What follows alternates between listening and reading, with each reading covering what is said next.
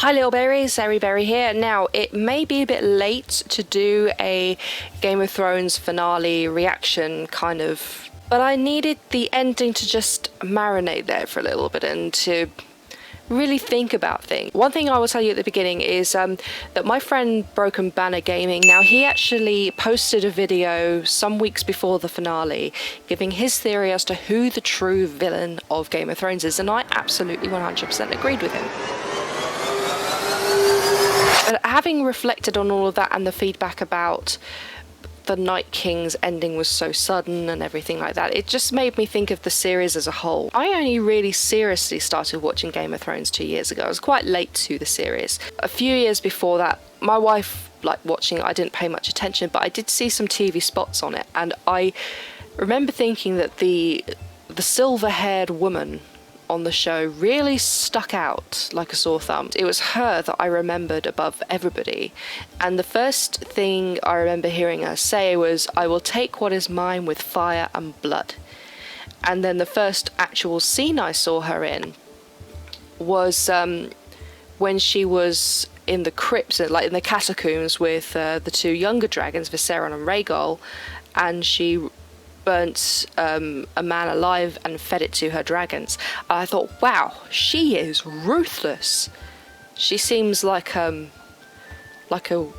you know, she's like the evil, wicked witch of the West kind of character. So she was very cold as well. She seemed quite psychopathic to me.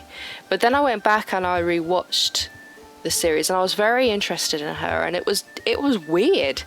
Seeing that scene first of all, and then seeing her at the beginning under the care of Viserys, where she's a frightened young girl. She's probably, I think she's only about 16, I think, or 17 at that point. And but then gradually she becomes stronger and stronger, and we as women, we can relate to that, where you know, quite a lot of people have had bad relationships with men or women where they've been, you know, been kept under the thumb, and then suddenly, bam, you know, they're independent and free. And it's true what Kit Harington said. You know, she warned us from a very, very early stage that she would take what is hers with fire and blood, and when her dragons were grown, they would burn cities to the ground, they would lay waste to their enemies.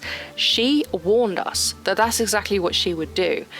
Quite a lot of the time we thought that was hyperbole. We thought that was just her trying to intimidate people, making herself to be more powerful than she actually was. We didn't think that she would literally do that, but she did. Broken Banner has done a really in-depth analysis as to the different things that we've seen over the series that show you that Daenerys was becoming the real villain of the piece. It also made me think that we have, right from the very beginning, right from the very first episode, we've been hoodwinked. It's been indicated throughout the entire time that the Night King, the White Walkers, the Whites, the threat beyond the wall was the real enemy. They were not the real enemy. That was a distraction from the real enemy, which was Daenerys going full Mad Queen at the end. And she had no remorse.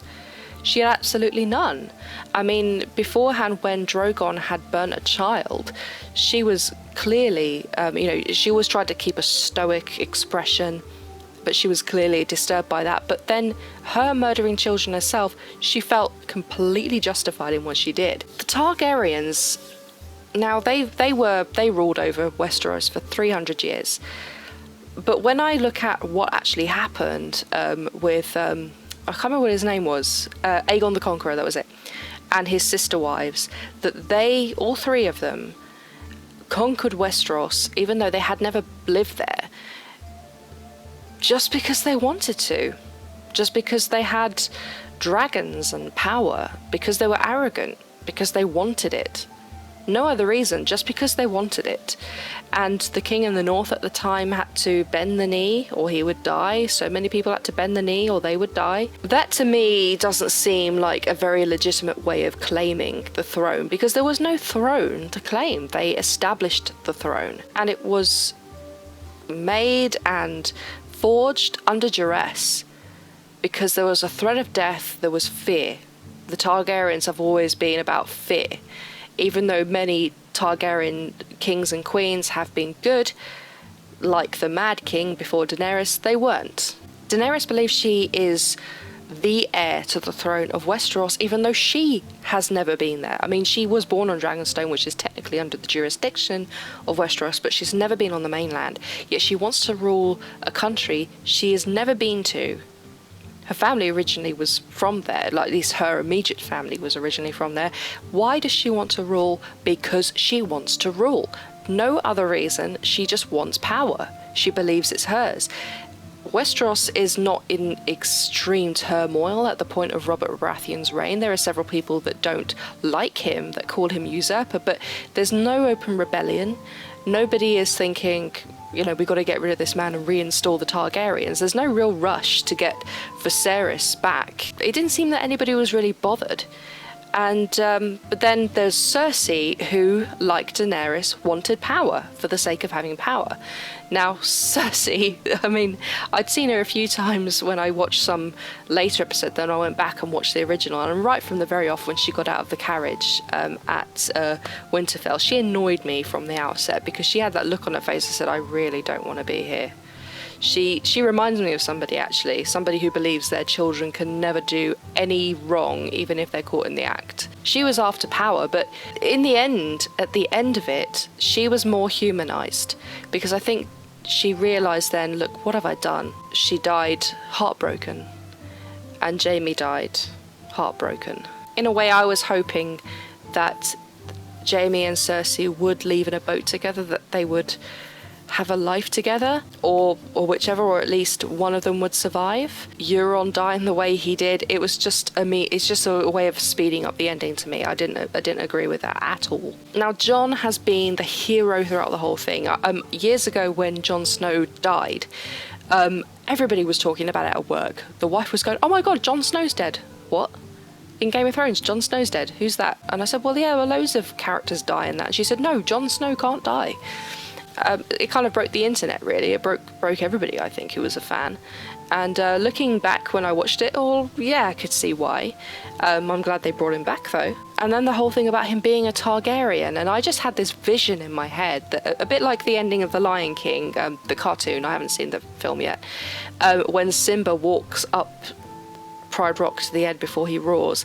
I had a vision of somebody pointing to the Iron Throne and say, that's yours, Jon, you know, you're the true king, of him walking towards it and then sitting down and them saying, this is the king. But then again, I go back to the whole Targaryen thing. Yes, he's a Targaryen, but do the Targaryens, or did the Targaryens deserve the Iron Throne? Did they take it justly? Did they establish it justly? No. I don't think just because Daenerys' father was the king that she needed to be the queen.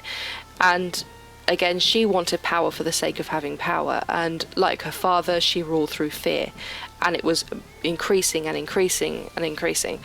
And I first started, I mean, when I watched it all the way through, I actually started to root for Daenerys, but I started to have doubts about her when she burnt the Tarlys. That to me was not on. A lot of people were unhappy the fact that Jon being a Targaryen meant nothing, that it was nothing. What was the point of him being a Targaryen? Well, actually there was a really good point, because let's not forget the legend of the Azor Ahai, that it was prophesized, it wasn't Maggie the Frog, who was it that prophesized? I forget who it was, who prophesized that Azor Ahai reborn would be born of the line of Queen Rhaella and King Aerys.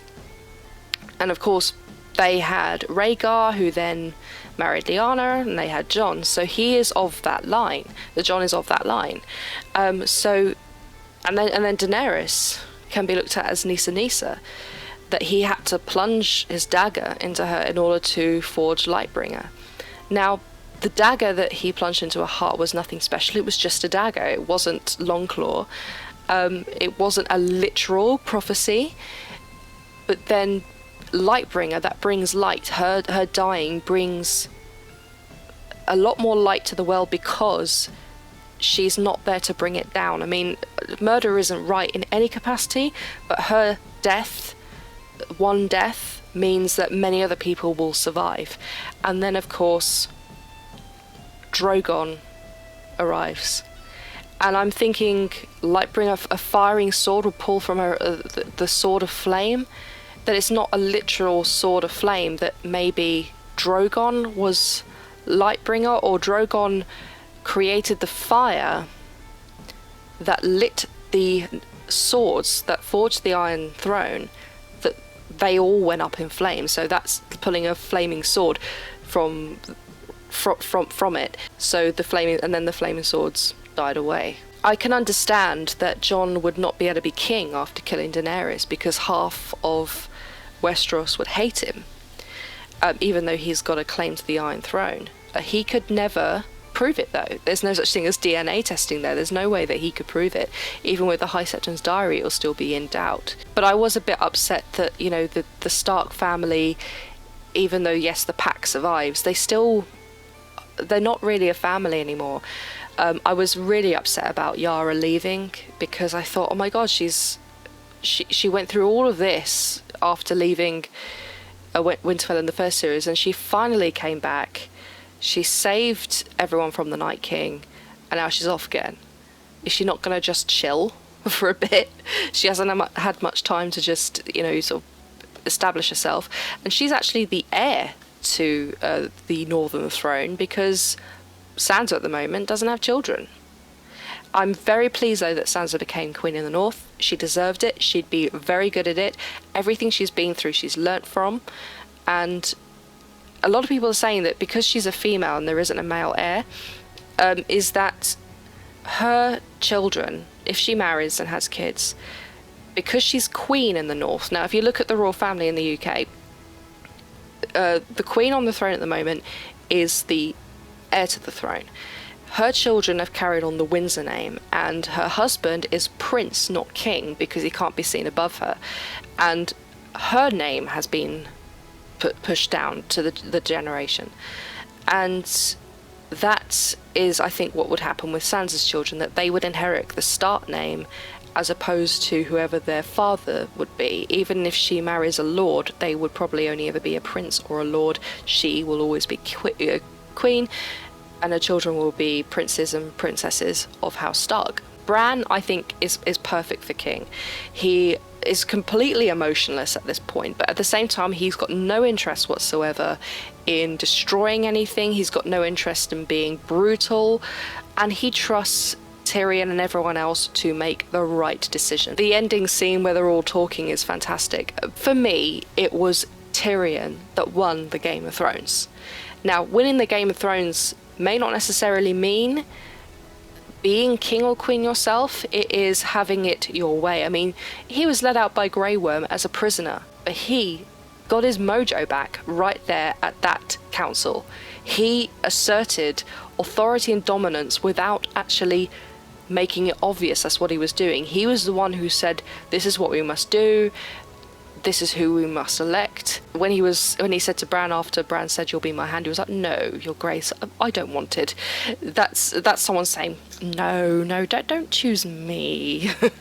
Yeah, I think he was the one who won it in the end, because he's now the hand of the king, like he's been several times. He was being hand to Daenerys, he was acting hand to Joffrey. He's always been very, very good at ruling. Yes, he made some really bad decisions because of his love for Daenerys. He needed those times of when he failed to show that he's not invincible and that he's not always right.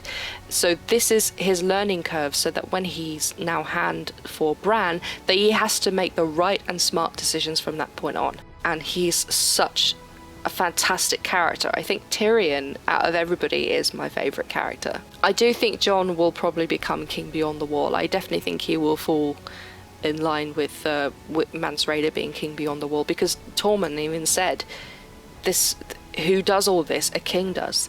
And Jon has the makings of a king. He is the hero of the stories. He is Prince Who Promised. He is Azor Ahai. He did something horrific. He murdered the woman he loved, despite the fact that he knew it would probably mean death for himself. And he didn't get a reward for it. Again, I'm a bit pissed that he didn't become king, but at the same time I know that you can't be rewarded for killing someone. I don't care what the reason is. But it looks like, I mean, Sansa and Bran probably won't see much of each other, because she's hundreds and hundreds of miles away up north and he's in King's Landing. Yes, they could send ravens and they could probably go and see each other, but Yara will probably never ever see any of them again. Although I like to think that at least a decade or two down the line, I can't see her settling down anywhere, but I can see her at some point saying, I've done what I've come to do, I'm going home. And I'd like to see her, if there is a spin-off, I'd love to see her say that again.